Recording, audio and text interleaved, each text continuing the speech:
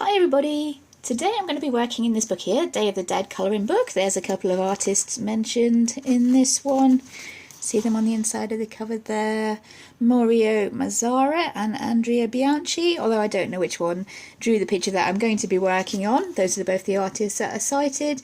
And this is because I'm filming this actually on the 2nd of November, so it is Day of the Dead, and I thought, well, why not colour Day of the Dead picture, because I do love them anyway. I will colour them any day of the year, but it seems most apt today with it actually being Day of the Dead, and I thought I could have a bit of fun. Unfortunately, I still am actually suffering from quite a heavy cold, so I don't know how my voice will last, so I wanted to do something that didn't involve a lot of talking. So if there isn't a lot of talking in this video, I do apologise, but that is why. And the picture we're going to be working on today is this one here. I thought I'd have a bit of fun and try and go a little bit mixed media on this one, and instead of doing anything like a tutorial or a colour along or anything like that, I figured you could just join me on my colouring session today, see what we get up to. I'll try and explain things as I go along, but the main point is just to come with me on my colouring session, we'll have a bit of fun, see what we can do with this image here. And as you can see, it does have quite a complicated background here with this repeating pattern, so my plan is to actually be masking that, blanking that out, and I'll show you how I would probably cope with something like that. There's a few different methods you could use. You could just put one flat colour over all of it. You could go and colour every single pattern if you wanted to. You could make it monochrome or something like that, but I think the main thing I'm going to be doing is covering most of it, I think, today, because I'm not much of a one for repetitive patterns anyway, so I think I'm just really going to simplify that, seeing as the lady herself has quite a lot of detail going on. So we're going to cover up most of the background. I have drawn, I'm not sure if we can see pencil lines there, I have drawn, measured out and drawn a little bit of a frame around her. So we could keep a little bit of background. I'm not entirely sure what I'm going to be doing with the little bit of a background I've left around her. I think I might be cutting it out and doing a little bit of paper collage, but we'll see how it goes. And first of all, I'm just going to go over these pencil lines here with the metallic Sharpie. I think this is the copper one because my cold has run out, so we're going in with the copper one today. Go over the pencil line of this frame, and then I'll zoom us in and get us started on the actual picture. And we're just going to go totally mixed media, have a bit of fun. Hope you enjoy watching how I cope with this one today. I've just gone over the lines of the frame there, and I'll zoom us in so we can get started with the actual colouring. There we go, we're zoomed in a little bit closer now. And as Day of the Dead is not famed for being very subtle colour-wise, it's usually pretty colourful and bright. How I've decided to go over the background of this pattern here is with a paint pen. This one is a Rowney, just an acrylic paint marker. These are from the pound shop if you're here in the UK. I think they were on sale a while ago just for 50p each, so I bought up a couple of those. And I'm going to try and go over this pattern in the background here, and we'll see how we go with that. I haven't tried any of this out earlier. I don't actually plan my colouring sessions unless I am going for a tutorial or some sort of colour along. So we're all going journeying together to see if this will actually work to cover this pattern, and yes, it does seem to be working actually. So I'll just carry on and colour the rest of this. From the looks of it, it's going to prove quite tricky to get actually into the spine of this book unless I try and flatten it a little bit later on. We do have a bit of a gap there down where the spine is coming in, but for now I'm not going to worry about that too much, just concentrate on filling this pattern. And being my usual messy, clumsy self, I have made a bit of a smudge there where I put my finger in the paint, but we'll cross that bridge when we come to it, figure out how we're going to cover that. As I said, this is just a usual colouring session for me, and figuring out how to work with or to cover up these happy accidents, that's part of the charm. To fix this little smudge here, I've decided the easiest thing will probably be to just move this line along the outside. So I've penciled that in. I'm just going to go over that with the black fine liner now, and this will be our outside line, and I'm hoping that the pink paint pen I can use to just cover the old outside line.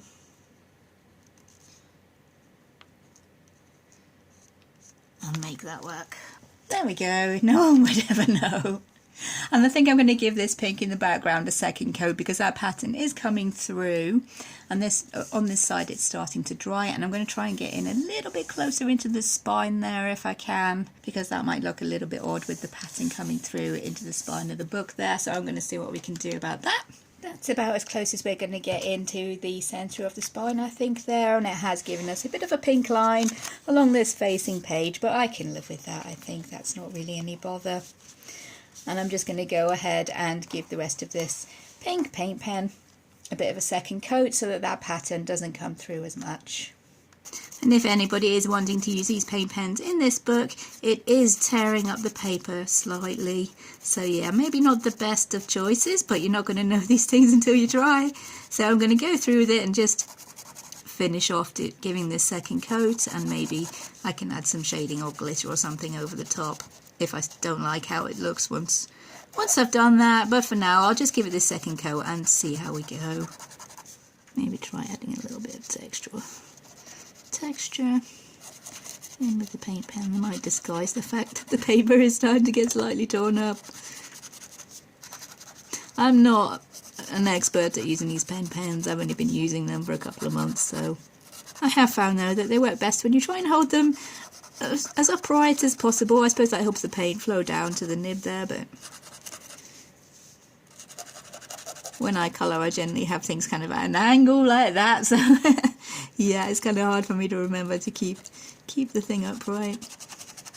Hopefully with the second coat we'll be getting rid of this repetitive pattern in the background. Day of the Dead, the images are kind of busy anyway with all the skulls and decorations and stuff. So the background doesn't need to be that busy, I don't think. As I said, I haven't entirely decided what to do with the bit of background inside the frame, but I think I'm going to colour my lady first and then see what I think would go with it once she's done. But yeah, if anybody has any inkling that maybe I plan these things, I work out what I'm going to do beforehand, no, I do not. I usually go in with it as a little bit of an idea. Like, this was part of my idea, was colouring this with the pink paint pen, maybe using a colour palette of yellow, blue and pink. I don't know exactly how that's going to work. We'll see once we get onto the lady. And she's going to have black hair, but that's as far as I've gone planning wise. We're just going to see how this one evolves. We're just going to relax, have a bit of a chill colouring session. If it works, it works. If it doesn't, then I failed on camera, and as I always say, we can see what not to do. And for one, so far I have learned that these paint pens don't work particularly well on this paper. It does take Supertips as watercolour, if I remember. There's a little test I've done in the front of the book. And it does seem to take Supertips as watercolour, where you colour with the Supertip and then go into it with the water to dilute the ink. So I'm going to maybe try that a little bit on her clothes and the flowers, see how that will work, have a bit of fun with that. Bring in some markers, pencil shading, a little bit of collage, some stick-on crystals maybe. Just going to have a bit of fun. I do love Day of the Dead. I love how colourful, kind of bright it is. It doesn't care about clashing colours, anything like that. The costumes are amazing. Yeah, that's covering up that pattern a lot better now. It's coming through a very tiny bit, but nothing that I can't live with, I don't think. So we'll go ahead and finish off that second coat.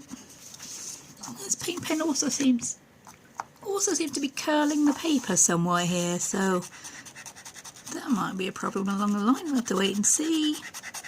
Or it might just be one of those you can flatten it under some heavy books and it'll all be good. I'm hoping it will. Again, going over the line slightly there. Not too much of a big deal.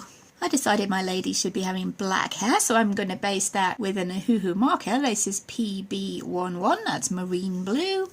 So I'm just going to lay down a base coat here because whenever I do black hair I like to use blue as my base for that. She has a bit of an earring going on there, so we'll try and go over that. And be very careful not to get our hands in that wet pink paint. Okay, just doing her hair there. And as usual, I always miss a bit. And here we go, this bit in the middle here, this is supposed to be the pink.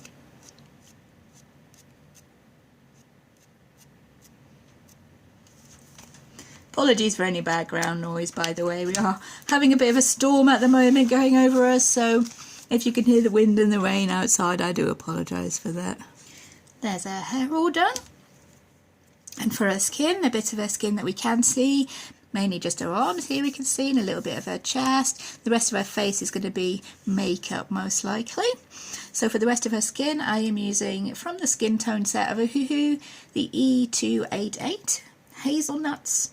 I'm just going to give her skin a little bit of a base with the hazelnut, a slightly darker skin tone.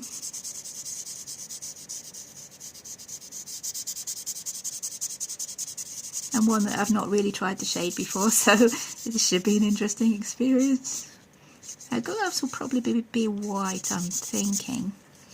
I don't know, we'll see how I'm feeling when I get that far, but yeah, her gloves I'm thinking might be white. I'm colouring in these eye holes on her face here, even though she would be in full face paint most likely.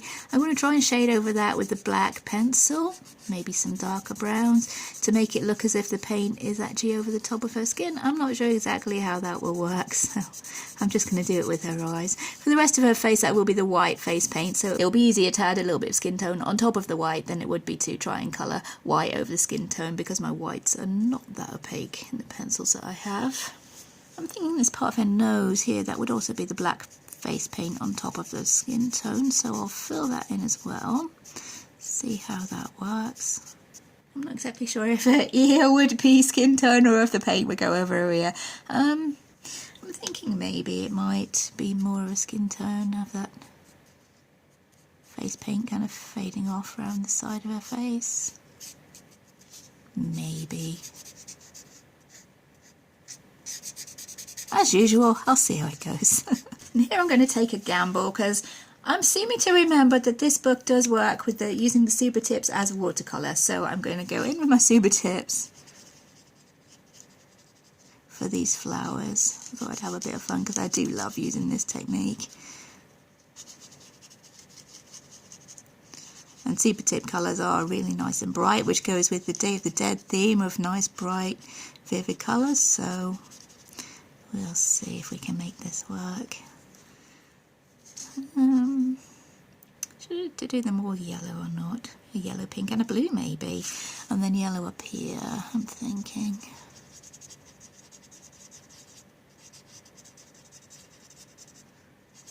I'll get this done fairly early because we'll be adding water and then we'll be giving that time to dry while we work on other things. Right, let's see if I'm correct in remembering. I do have a little test on the front pages, so yes, it does, although the paper is bobbling very slightly. But I think if we're conservative with our water, if we're a bit careful with the amount of water we're putting on there, again my brush is not the best, but yeah, if we're careful with the amount of water we've got putting on there, we should be alright. And that colour is staying lovely bright, which is what I was wanting. It's actually 4 roses there, not 3, so I'm not entirely sure. Pink, blue and yellow. Let's see, do we have a nice bright pink in here? Maybe if the top and bottom were blue. Although we don't really want the pink to be going over where the border is, so maybe the top and bottom are pink. Yeah, that's quite a nice Barbie pink. I can work with that, I think. Maybe put some pencil shading over the top of these, white gel pen highlights as usual. And we'll see what we're looking like. Yeah, it's going very slightly over the border. With a bit of white highlights, I think. If we let the colour fade out toward the edges there, we should be good. Just a bit pale pink once it gets to the edges of the petal. So yep, this book does work for the Supertips as watercolour technique, but the paper is bobbling slightly. So you would have to be very, very careful with your water. Okay, not too bad. And for the other one, blue, I'm thinking. Yeah, I think that's more the blue that we're wanting. So we'll go with that. The key word is bright, I think, vibrant.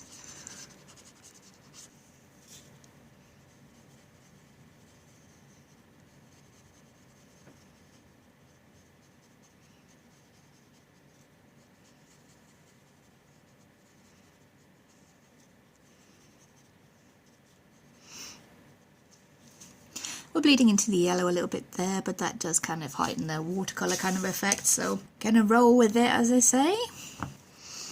I'm gonna try using the super tips just to put a little bit of shadow onto her face. Just to play, see what we can get going on. I'll probably go in and shade with the pencils as well.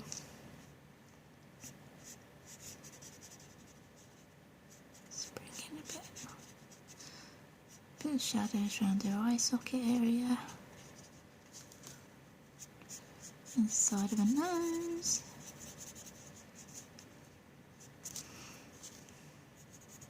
Define her chin a little bit. We don't want it to be looking too defined.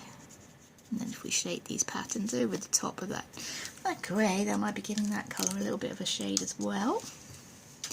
Let's see. Maybe we'll bring in some glitter, some stick-on jewels, I don't know. We're just playing with the idea at the moment.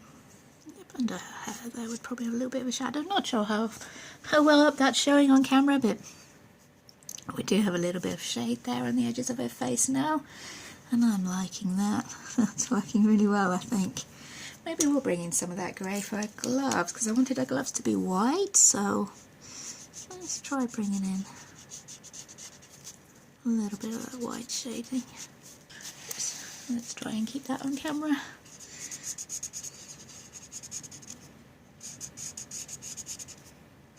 It's hard not to get carried away and just start colouring away and forget about the camera, to be honest. But I will try. I'll try to keep it all on camera for you guys. Okay, let's see how we go with that. That's slightly too much water, I think, but again, probably we'll go on top of that with the coloured pencils. Maybe a bit of white gel pen. Whatever makes you happy, that's what it is in colouring, isn't it? Use whatever makes you happy. It doesn't have to be realistic at all. Just do whatever makes it fun. I like to experiment a bit, play around, see what effects I can get going on, and try and remember how to use for future projects if I like them. Plus, this is quite a good test of the paper in this book, because I've only done one picture in here so far, which was markers with pencil shading. The usual tried and tested, doesn't really go wrong combination. Okay, let's add a bit of shading on this glove. Oops, can't over the lines, but that will be in shadow there underneath her hand anyways. Thinking I might do a dress yellow. And then the shawl in blue, maybe. Bit of a pink pattern going on there. That might work, I'm thinking.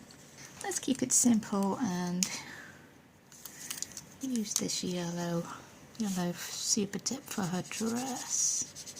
I might bring in a blue marker for her shawl, because that blue wasn't really dissolving as well as I would like it to up there. Oops, we would have a little bit of the shawl there going over her arm, but if that's going to be in marker anyways, we might be able to cover that up. And again, we're seeing the thought process in action here. Planning me? No. Might bring in some gold gel pen as well, I think. Might be nice to have a bit of a gold kind of outline around the edge of her dress there. Alright, blue marker for that shawl. Let's see what we have. This is PB7, pastel blue. We're going to see how that goes on for a shawl. Yes, that's looking about right now. I was thinking maybe to do, like I did here, using the flesh tone as a background to put the dark colour on top to look as if it's painted on. We do want this skull to look as if it's painted as well, so I'm thinking maybe I should and cover the whole thing with a marker. The one I usually use for bones and skulls is E280, that's sand white. So maybe I'll cover the whole thing with this sand white, if it lasts long enough, because this one is running out. I've used it so much, and I don't think the Hoo Hoo marker refills are actually available in Britain, so slightly disappointed in that because, yeah, this is, as you can see, running out. We can shade on top with pencils, it's not that big a deal. But it's such a nice creamy colour for skulls and bones and things like that that I do love to use this one. And yeah, I'm starting to like how this is looking so far, even though we've just got the base going. Nice cream coloured base for the skull there. Let's bring the pink and maybe the yellow as well here with the super tips. At least as a base. Maybe this edge of her shawl. We could bring in some gold with a gel pen. I think it's probably supposed to just be a fold in the actual blue fabric, but I think, yeah, if we bring in a bit of gold edging, that will tie in the gold we're going to bring in other places, or I'm planning on bringing in on other places. Not entirely sure where, but yeah, I think it might work well for the edges of her dress here. So why not put that in now, eh? While I'm thinking about it, just go for it. However it ends up, I'll work with it. It's all good. We can shade over the top, as always. You can shade over the top with pencils. I'm pretty sure you can shade over this gel pen. This is the Uni-ball Signo gold gel pen. Yeah, I think that'll work once we've added a few of the highlights. This part here was Shuri. I'm going to start shading her hair now. For a start, I'm going to go in with my Polychromos black, as I usually do, and I've also got the Polychromos white here, and a couple of Arteza pencils. I have a smoke grey and an indigo that I might also use for the shading. There'll most likely be some white gel pen highlights, knowing me. But for now, we'll go in and block in a few of the shadows. I think as this lady is in kind of 3/4 view, my light source would be coming from the top right, because I like to do that when I have it facing 3/4 kind of profile, so that the shadow of the nose goes over this side of the face, and it makes things easier for me to shade. That's just personal preference. I don't think there was any indication which way the shadow is actually going, apart from being on top, because this skull is casting a bit of a shadow. So I'm going to have it coming from here, I think. So this part of her hair would be fairly well lit. So I'll bring in the white. That's Polychromos white.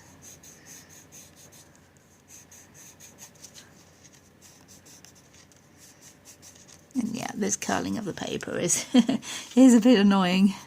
I didn't realise it would do that, so kind of my bad really. But I haven't tested the acrylic pens in this book, so that's how you learn.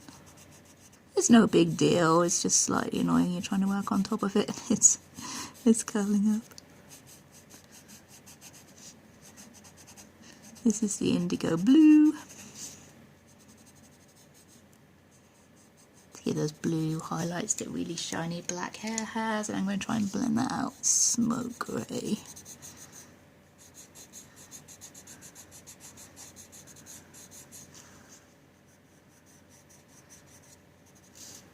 Not totally realistic. But yeah, I don't usually go totally realistic. I think that's looking alright to me. So yeah, light definitely coming from the top. We have a lot of shadow here, not much actual colour there. There's some solid black. Behind her earring would be in shadow.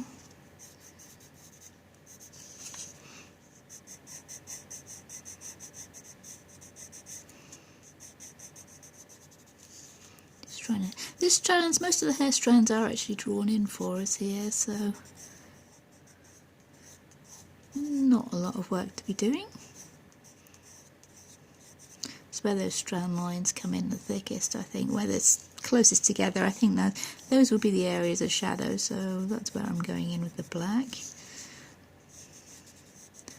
Maybe I can bring in some washi tape for this kind of lace effect. I'll have a look, see what I've got.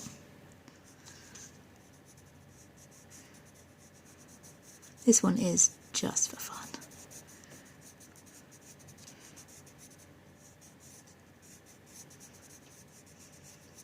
As I did mention, yeah, I'm going to be going a bit mixed media on it. That's what I do love to do, throw a bit of mixed media at things, just to see what would work, and if I get an idea I usually just run with it to see what it would do.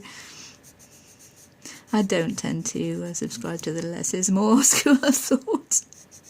Maybe I should sometimes, but I do try and dial myself back quite a lot, because I know I tend to overthink things, go a bit over the top, which is fun and sometimes really works, but other times I really have to make myself dial things down. The trouble is, once I actually start, I end up getting all the ideas, thinking about all the different things I could have done, could have maybe tried, and I want to try them all, and it's hard to edit myself sometimes and realise, which, you know, you can't try out every single idea in every single picture. That would just be silly. Especially with these big square books, it's quite hard to actually scan the picture in if you wanted a second copy. I'd have to buy a second copy of the book, most likely. Pretty sure you can get this one on Amazon still. This one was a gift from my mum, so I'm not entirely sure on that one, but I'm guessing that you could get it from Amazon. Let's add a bit of the white. I'm just trying to define these strands a little bit more. Not going too over the top. We're kind of wanting the bright colours and her face paint to be the main focus, so that's why we're going to concentrate on most of our detail. I'm trying to make things look right. And there'll probably be some white gel pen on this hair, but we'll see how we can go just with pencil for now. This is the indigo blue. I've done the black, done the white. This is the indigo blue, and there'll probably be a little bit of smoke grey. Blend that blue out with a little bit of smoke grey. As we're going over that blue, it's lightening it and blending it slightly, so making it look a little bit more natural, even though I'm not going for a totally realistic look. I'll bring the black in a little bit more here. We're going to go in with a few white gel pen highlights here. Mainly on the parts that are sticking up slightly. She has got curly hair, lovely curly hair, so the bits that are closer to the top, sticking out from the rest of her hair mainly. We have a bit of a bump here, so that these bits will be up closer to the light in theory. I'll add a few highlights there. I don't want to go too overboard on it. As I said, I usually try to dial myself down.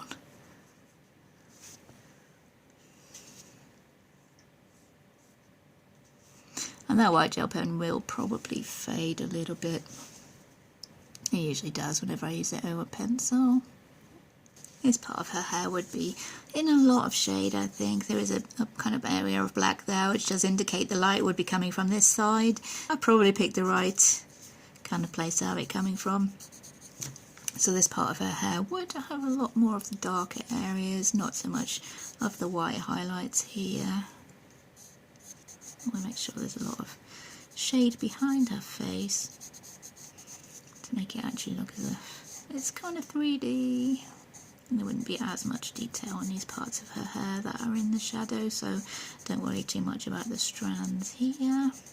We just need some kind of an indication that there is hair there. It's not just a black shadow or something black behind her. I think this part here is supposed to be part of the pattern behind there, but I've made it into her hair, so I'm going to run with that. It's my picture. I can change it if I want to. If I say that to her, it's her hair. The pattern in the background I'm going to cut out anyway and replace with some scrapbooking paper. That's the plan anyway. I do have some plain gold, which I think might work. Otherwise, it would be some sort of a pattern. Probably go with a pattern maybe, I don't know. I do have gold paint, so if I wanted that to be plain gold I could just paint it, which would save me on the paper, I guess. But these things will be decided when I get to it. I'm usually one for crossing bridges when I get to them and seeing what the gut instinct is. That's usually what I go with. What's my first feeling should be there. That's what I put there, and it usually works. Kind of instinctive, I guess. I don't really want the background to be too busy though, because we do have quite a lot of detail here with the flowers and the face painting and all that kind of stuff, so I don't want to be too overboard in the background. Oh no, it's becoming a little bit looser down here, so I'm having to use the artistic license. Trying to figure out where these curls are coming from, where they're going. But as the start of the drawing is pretty kind of sketchy, then there's a little bit of freedom there.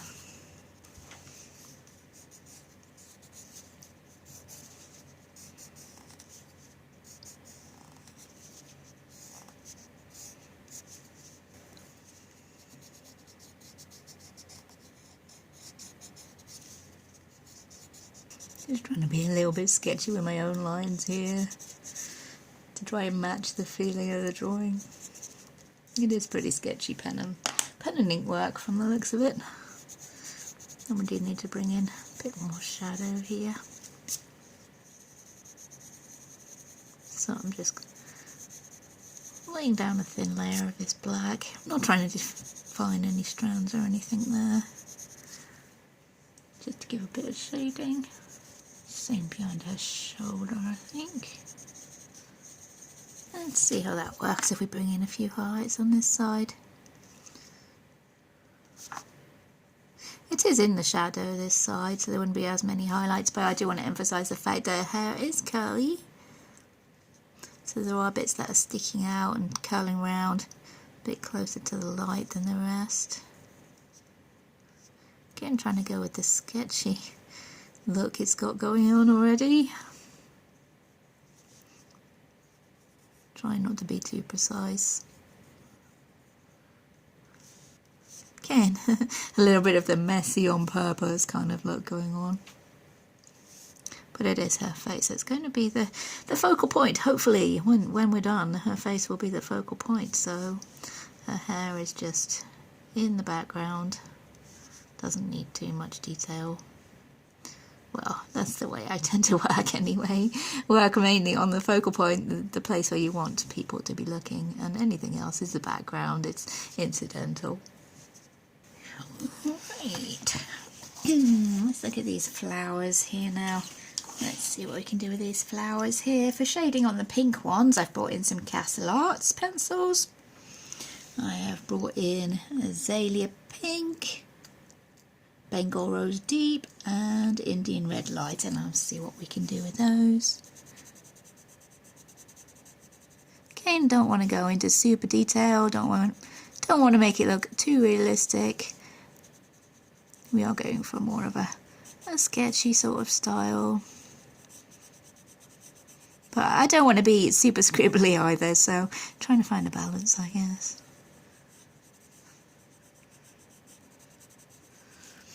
That's the Indian Red Light. Now Bengal Rose Deep.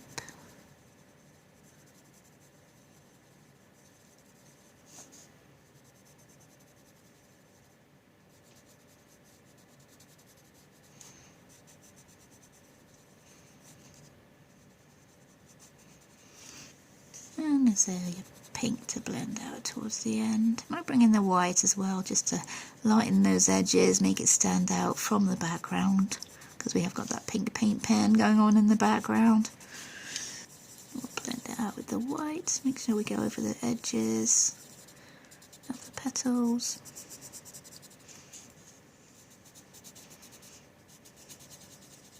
And yeah, as I said, not going for realistic at all here, not my usual kind of realistic, semi-realistic at least, way of colouring roses.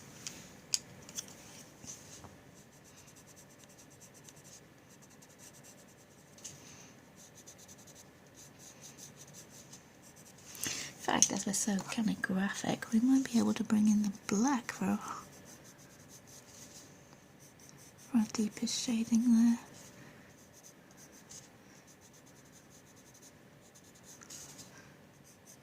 Tidy up that edge there. Yeah, I think that's working quite well, bringing in the black there.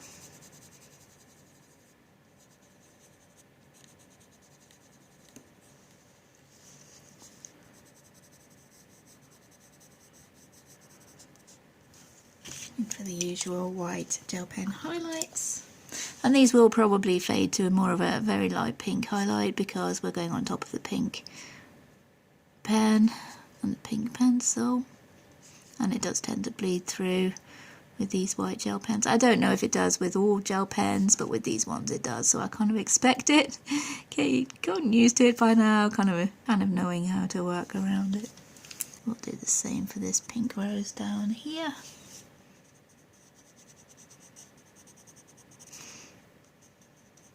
Adding some shadows there behind her ear. And underneath this yellow rose. Bengal Rose Deep. That was the Indian Red Light. This is Bengal Rose Deep. I don't want to go over all those. We've got a couple of kind of watercolour effects going on with that super tip there, so I don't want to go over all those, and I do like them. That was the whole point of using the super tips, to get that kind of watercolour-y wash effect. We'll pop a little bit of the black in. Not too much black.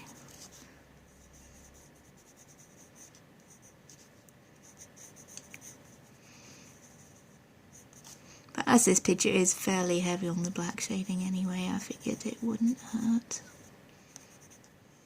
White highlights. For the blue rose, I'll bring in this Arteza Indigo. Probably bring in that black for a little bit of shading as well. And kind of a medium blue. Let's see what we have. Sky blue. How does this work?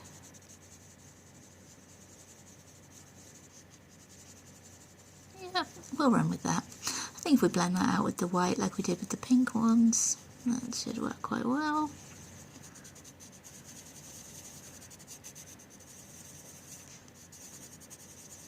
A little bit of the polychromos black for shadow.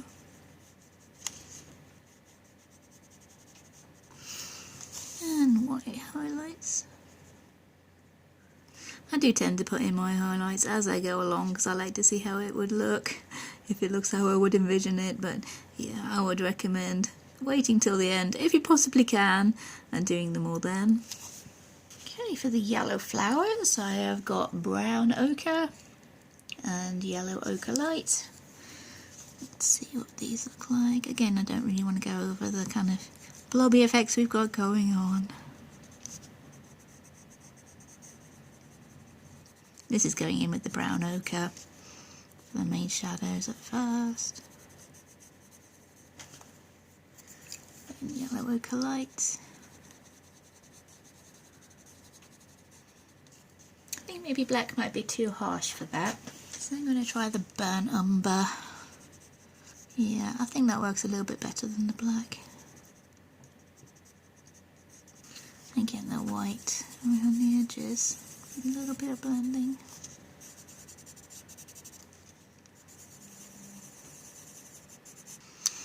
White highlight, especially around this edge here. Try and hide the fact that I smudged my blue when the colours ran together. But it does kind of add to that watercolour, that faux watercolour, fake watercolour effect I've got going on. I don't think there's need to go into too much realistic detail. They're not realistic flowers. We do want them to stay pretty simple on graphics, so that's the kind of effect I'm going for here. Same as the other yellow flower, going in with the brown ochre first, and then it'll be yellow ochre light and a little bit of the burnt umber to put in the darkest shadows. Here we are with yellow ochre light. Burnt umber, and blending the edges with the white. We've got the white highlights done, our flowers in her hair there. I'm going to see if we've got any washi tape that I might be able to use for this lacy part of her headdress.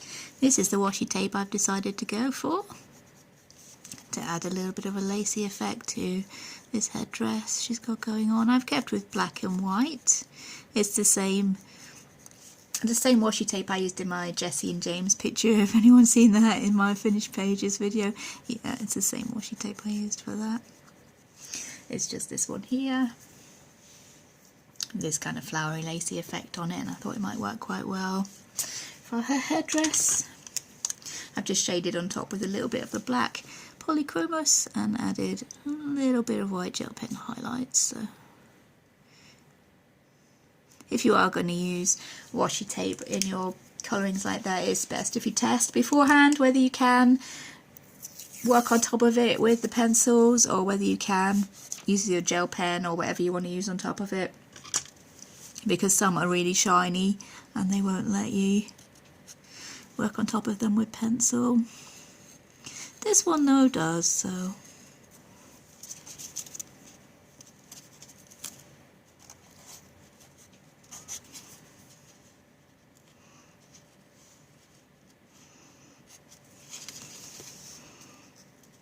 I'll just go over the edge of this kind of lacy sort of looking effect here. Try and highlight the fact that it is maybe lace. A little bit of tidying up there with a bit of the black pencil for a little tidying up there.